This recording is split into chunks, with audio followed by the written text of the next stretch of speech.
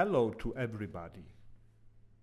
MWM manufacture a special extendable arm support for plastic parts to be repaired. Main aim of this product is to allow one single operator to handle himself and fix the part to be repaired with no assistance of anybody. It can be mounted on any extendable trolley up to 60 millimeters round diameter or 45 square side.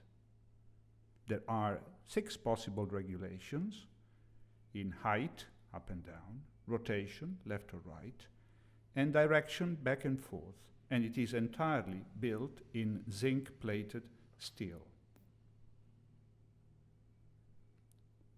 It can be easily used to fix plastic parts to bumper support through appropriate pliers, or eventually also mini clamps can be used, as it is clearly visible in the picture video shown.